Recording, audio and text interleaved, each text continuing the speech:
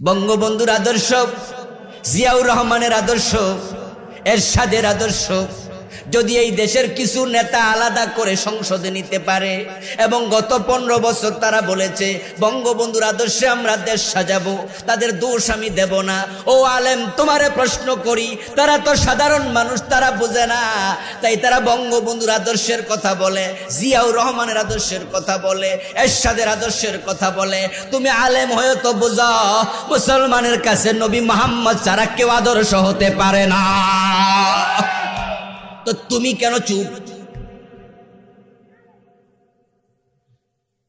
তারা তো হ্যাঁ জিয়াউর রহমানের আদর্শ দিয়ে 10-15 বছর দেশ চালাইছে, এরশাদের আদর্শ দিয়া 9 বছর চালাইছে, বঙ্গবন্ধুরটা দিয়া 15 বছর চালাইছে। 53 বছর নবী মুহাম্মদের আদর্শে কয়দিন বাংলাদেশ চলছে? তো তুমি চুপ কেন?